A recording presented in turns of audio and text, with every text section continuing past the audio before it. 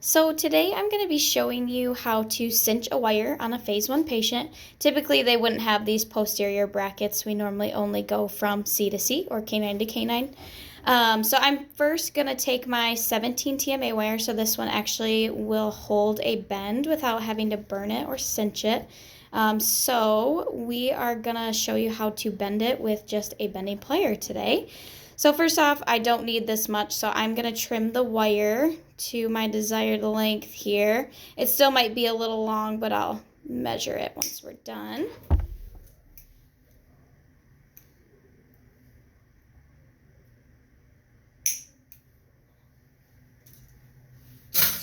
So now I'm going to take my square plier. Looks like this, a little square. And then I'm going to place my midline right in the middle there, just to kind of see where this wire lays. So it's going to look like this. And I did end up cutting it a little bit short, but that's okay because the midline's still right where it needs to be. So I'm just going to take my square plier, and I'm just going to turn this to show you guys.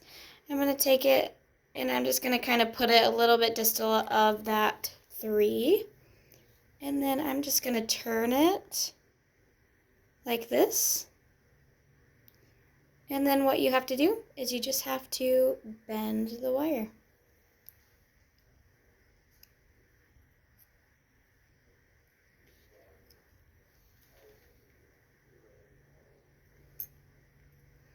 And then sometimes if it goes a little crooked, you can just take your square and grab that end and just make it a little straight again.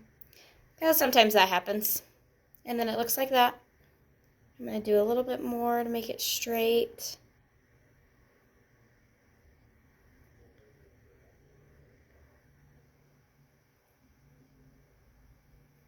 Perfect. Right there, we have our cinch. Now I'll place it back in. And then I'm going to hop over to this side.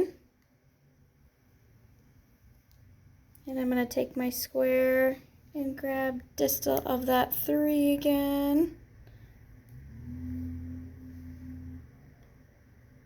And then I'm just going to turn it.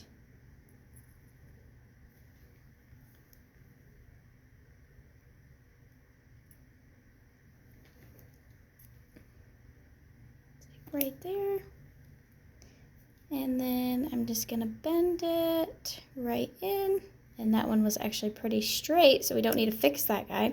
But this is what your cinched wire looks like. Just like that. Now sometimes if these little cinches are too long, it can sit and rest on their tooth a little bit too hard, kind of putting pressure on that tooth that doesn't have a bracket on. So I typically trim those just enough to where it's not going to poke the patient at all. So I'll just take my distal end again and just trim a little bit of that tail off of there, just like that. And then same thing on this side. Trimming a little bit of that tail off. And then you have your cinched TMA wire, and you're able to place that in without the patient getting poked.